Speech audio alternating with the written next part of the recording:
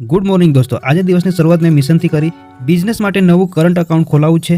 મને લાગ્યું સિમ્પલ હશે, પણ ભાઈ સ્ટોરી જ કંઈક અલગ હતી. સૌથી પહેલાં હું નીકળી જાઉં છું કેનેરા બેંક.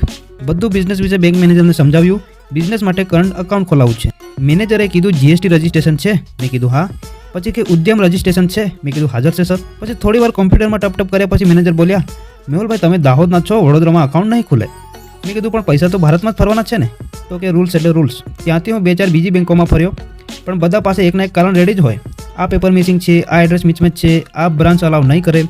એટલે બેસિકલી આજે અકાઉન્ટ નથી ખોલવાનું. પછી મેં વિચાર્યું જીએસટી રજિસ્ટ્રેશન તો મેં ઘર બેઠા જાતે જ કરી લીધું, તો કરંટ એકાઉન્ટ પણ જાતે જ ખોલી લઉં. આપણે કંઈ ઓછા થોડે છે યાર. કોમ્પ્યુટર સામે બેઠો, એક કોરું પેજ લીધું, સિગ્નેચર માટે પેન લીધી, બધા ડોક્યુમેન્ટ ગોઠવ્યા અને પ્રોસેસ ચાલુ કરી દીધી. બધું ડિટેલ ભરીને આગળ વધ્યો. એના પછી આવ્યો વિડીયો કેવાયસી. સ્ક્રીન પર લખ્યું હતું, Mehul bank agent will talk to you. Document ready રાખો. હું તો એકદમ રેડી, ઘર બેઠો અકાઉન્ટ ખોલું છું, પણ લાઇનમાં તો લાગવું જ પડે. યુ આર નંબર 5 ઇન ક્યુ, એટલે મારા આગળ 5 લોકો લાઇનમાં છે. મનમાં થયું ઓનલાઈન પણ લાઇનમાં લાગવું પડે છે.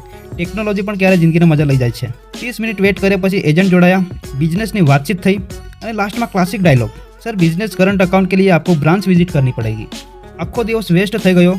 તો હવે હું આવી ગયો છું ધાબા પર આટા મારવા, મગજને થોડું રિફ્રેશ કરવા. કરંટ એકાઉન્ટ તો ખુલશે જ, પણ કંઈક બીજો જુગાડ કરવો પડશે.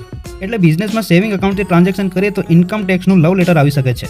મળીએ કાલના મિની બ્લોગમાં. બાય.